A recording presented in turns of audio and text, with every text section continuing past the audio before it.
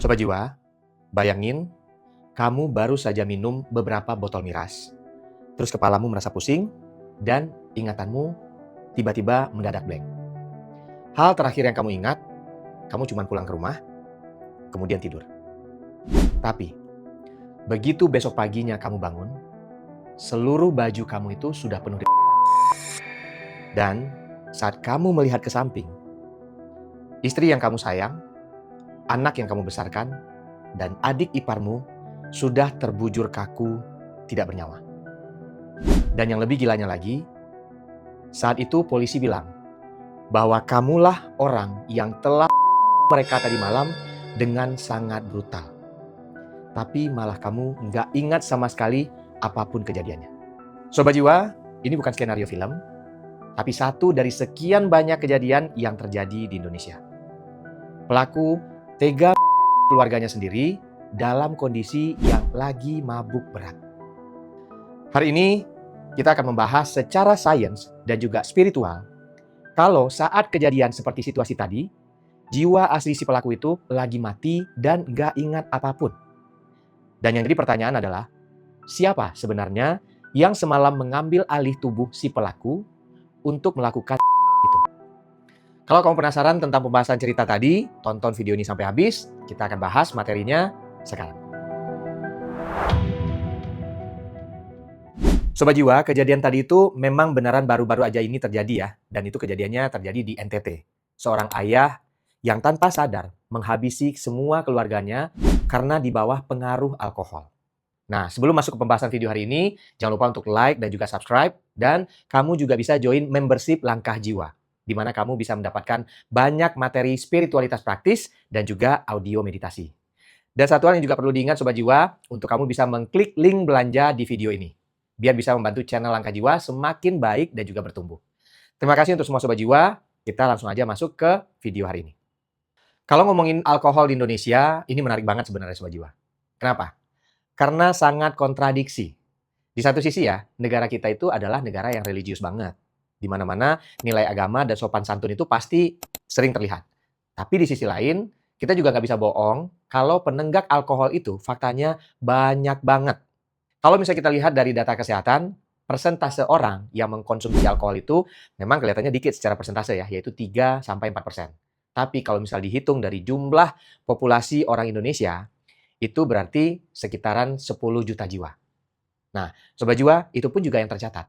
Gimana kalau misalnya yang nggak tercatat? Kenapa disebut tercatat? Karena rata-rata mereka minum alkohol itu masih dalam kondisi sembunyi-sembunyi. Nah, karena banyak yang mengkonsumsi secara sembunyi-sembunyi, dan harganya pun juga ya lumayan mahal ya kalau untuk Indonesia ya, banyak yang akhirnya lari ke miras oplosan murah, yang efeknya jadi lebih fatal lagi. Menurut data, alkohol itu jadi salah satu pemicu utama kasus kekerasan dan juga pembunuhan di Indonesia. Banyak banget kasus di mana orang tega membunuh temannya sendiri atau suami yang tega nyakitin keluarganya. Kemudian setelah telusuri, itu penyebabnya semua karena dalam kondisi mabuk berat, Sobat Jiwa.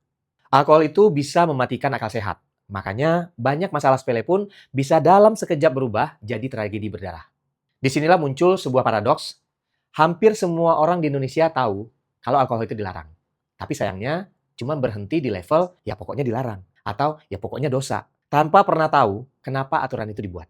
Padahal aturan-aturan itu, baik itu secara spiritual ataupun sains, itu bukan untuk mengekang, tapi untuk melindungi aset yang paling berharga dalam diri kita, yaitu apa?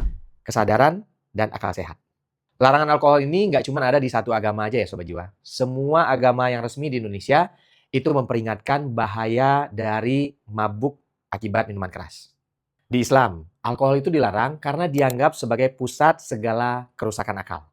Kemudian di Kristen dan juga Katolik, teks suci Alkitab mengingatkan kalau mabuk itu memicu hawa nafsu dan juga merusak tubuh yang merupakan bait suci Tuhan.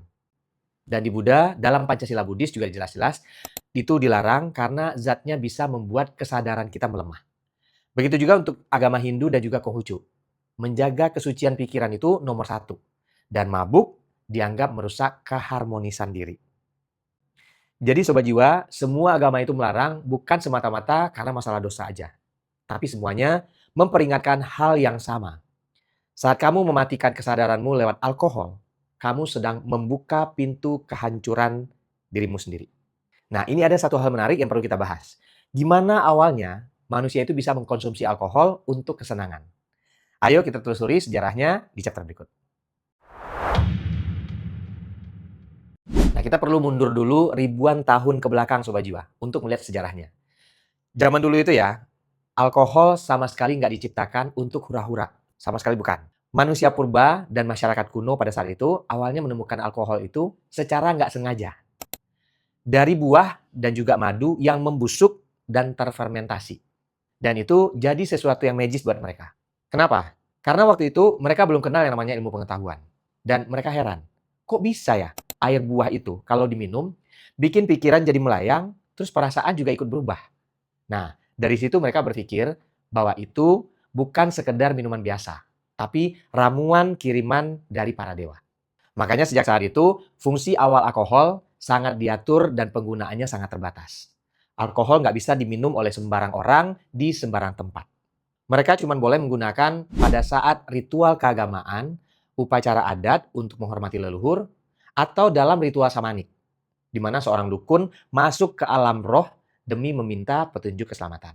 Nah, di luar dari urusan spiritual itu, alkohol cuma dipakai untuk kebutuhan medis yang darurat, kayak obat bius gitu ya, pada saat melakukan operasi, atau juga sebagai pembersih luka, karena kemampuannya untuk membunuh bakteri. Jadi fungsi aslinya adalah sebagai cairan suci yang sangat disakralkan waktu itu.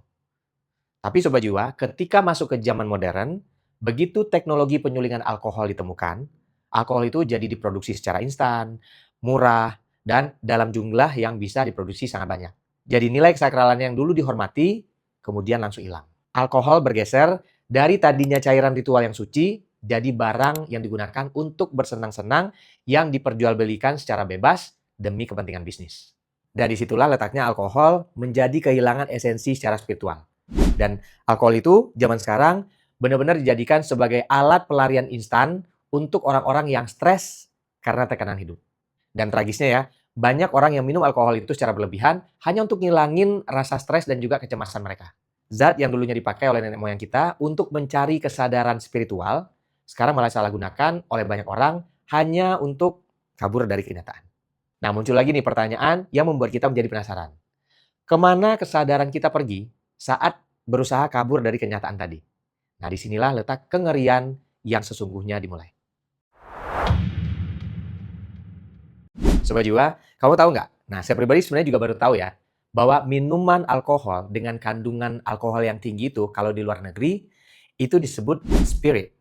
Nah, padahal kalau diartikan secara bahasa Indonesia, spirit itu kan artinya roh, jiwa, atau makhluk halus. Ya kan? Nah, dalam dunia spiritual, penamaan itu bukanlah sesuatu yang kebetulan. Ada teori yang bilang, saat kamu memasukkan cairan yang bernama spirit ke dalam tubuhmu sampai membuat kamu mabok berat, kamu sebenarnya sedang mengusir spirit atau jiwa aslimu sendiri untuk keluar dari tubuhmu. Kalau dilihat secara sains, alkohol itu Sobat Jiwa mematikan fungsi otak depan kita. Atau kalau misalnya bahasa teknisnya adalah prefrontal cortex. Nah, fungsi otak depan itu sebagai pengatur logika. Itu kalau misalnya dari segi sains. Nah, kalau misalnya secara spiritual, matinya logika itu membuat benteng energi pelindung tubuh kita, yang sering kita sebut itu aura, itu jadi bocor. Nah, gini analogi gampangnya. Tubuh kita itu adalah rumah. Oke? Nah, kamu itu yang sebagai penghuninya adalah jiwa. Kalau misalnya kamu mabok, itu ibaratnya kamu lagi pingsan di dalam rumahmu sendiri. Nah, aura yang bocor tadi itu ibaratnya pintu dari rumahmu. Nah, pada saat orang mabok, itu biasanya punya energi yang rendah. Kenapa rendah? Karena dia lagi stres. Nah, jadi di situ muncul rasa marah, kecewa, atau semua emosi yang memancarkan frekuensi rendah. Nah, kita pernah belajar ya, bahwa ada yang namanya hukum vibrasi. Orang yang vibrasinya rendah, otomatis menarik semua vibrasi yang rendah juga. Termasuk di dalamnya entitas negatif yang ada di sekitaran itu. Itulah alasannya kenapa orang baik bisa mendadak berubah jadi brutal dan tega melakukan hal-hal mengerikan saat dia dalam kondisi mabok. Karena pada saat itu, yang sedang mengendalikan tubuhnya, itu bukan lagi jiwanya yang penuh kasih sayang. Melainkan entitas gelap yang masuk ke dalam tubuhnya yang kosong tadi. Karena tadi kita udah bilang ya, analoginya kita lagi ada di dalam rumah, tapi kita lagi pingsan dan pintu rumah kita terbuka. Jadi gampang sekali untuk entitas itu masuk ke dalam rumah itu. Nah, ini ada satu fakta unik yang juga menggelitik ya. Ternyata ada kesamaan gelombang otak dari orang yang mabuk minuman beralkohol dengan orang yang sedang bermeditasi. Menarik kan? Kita akan bahas di chapter berikut. Gelombang otak yang dipancarkan oleh orang yang lagi mabuk nih Sobat Jiwa, itu sama dengan gelombang otak yang dipancarkan ketika seseorang lagi bermeditasi, yaitu gelombang alfa. Gelombang alfa tahu kan ya? Nah, buat yang belum tahu, gelombang alfa itu adalah keadaan di mana otak kita merasa rileks, tenang, dan bebas dari stres. Memang sih kita bilang orang yang mabuk kan lagi stres. Iya, waktu dia lagi mau mabuk memang stres. Tapi begitu dia udah mabuk atau udah minum alkohol dalam jumlah yang banyak, itu dia udah nggak stres. Yang ada itu adalah rileks dan tenang. Sama-sama rileks, tapi perbedaannya tetap ya 180 derajat. Bedanya di mana? Yang pertama, efek setelahnya. Kalau orang yang mabuk, otaknya itu memang rileks tapi dipaksa karena pakai zat kimia. Nah, zat kimia yang dimaksud di sini adalah minuman alkohol tadi ya Sobat Jiwa ya. Kayak dibius gitulah. Nah, karena efek bius itu, maka dia menjadi rileks. Tapi begitu efek bius itu hilang, gimana? Ya dia balik lagi. Balik stres lagi, balik sedih lagi, atau balik galau lagi. Nah, kalau orang yang meditasi, dia akan rileks itu secara sadar. Jadi, dia sadar untuk membuat otaknya rileks. Ketika meditasi selesai, dia akan menjadi lebih damai dan lebih tenang. Karena dilakukan dengan sadar, dengan penuh niat. Jadi, yang satu dipaksa, yang satunya lagi dilakukan dengan cara sadar. Nah, perbedaan kedua adalah efek fisiologisnya Sobat Jiwa. Orang yang sudah kecanduan minuman beralkohol, itu dinding otak depannya semakin menipis Sobat Jiwa. Artinya gimana? Semakin lama, kemampuan dia berpikir jernih, kemampuan untuk membuat fokus, dan juga kemampuan untuk berpikir logis, itu makin nipis. Kalau secara spiritual, perisai auranya tadi itu makin menipis. Nah, beda dengan orang yang meditasi. Karena dilakukan secara sadar, maka dinding otaknya justru malah semakin menebal. Dan secara spiritual, auranya semakin kuat. Itu kenapa orang yang bermeditasi, pikirannya tenang, fokus, dan bisa lebih jernih. Dan ini nggak cuma berlaku untuk orang yang meditasi ya Sobat Jiwa. Ini juga berlaku untuk orang yang lagi beribadah. Kalau di Islam, misalnya zikir atau sholat. Tapi sholat yang khusyuk ya. Nah, kalau di Kristen dan Katolik ketika berdoa. Hindu dan Buddha pas lagi sembahyang. Nah, dengan catatan, semua ibadah tadi itu dilakukan secara sadar dengan fokus, tenang, serta ikhlas. Bukan ibadah yang dilakukan cuman kayak formalitas karena takut dosa. Sobat Jiwa, kita semua perlu sadar kalau yang namanya stres, capek dari kepenatan hidup, atau apapun itu adalah hal yang sangat valid untuk kita rasakan. Nah, wajar kadang-kadang orang suka berpikir dia pengen kabur sejenak dari semua beban kehidupan. Kalau bahasa orang sekarang adalah healing gitu. Nah, tapi disinilah letak kedewasaan spiritual kita diuji Sobat Jiwa. Karena setiap pilihan selalu ada di tangan kita. Apakah kamu mau ambil jalur yang mudah dengan menenggak alkohol, jalur yang secara keilmuan itu terbukti bisa merusak sistem saraf dan juga mengecilkan fungsi otak. Dan secara spiritual juga bisa bikin aura pelindung kita jadi bocor. Pilihan mudah ini mungkin terasa sangat nyaman hanya dalam beberapa jam, tapi bayarannya terlalu mahal. Kita mempertaruhkan keselamatan diri kita sendiri dan juga orang-orang yang kita sayang yang ada di sekitar kita. Atau ada pilihan lain. Kamu mau memilih jalur alami yang lebih bijak, yaitu lewat meditasi, olah nafas, berserah diri, doa, dan juga sembahyang. Yang pelan-pelan itu bisa melatih jiwamu untuk tumbuh jauh lebih tangguh menghadapi semua realita hidup.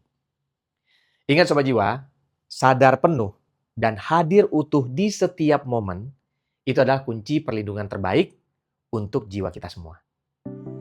Oke Sobat Jiwa, terima kasih untuk sekalian semua yang sudah menyimak video ini hingga akhir. Dan yang perlu diingat adalah tetap hidup dalam berkesadaran. Nah, semoga channel ini bisa membuat kita sama-sama melangkah menjadi versi yang lebih baik lagi dalam hidup kita masing-masing. Sampai jumpa di Langkah Jiwa berikutnya.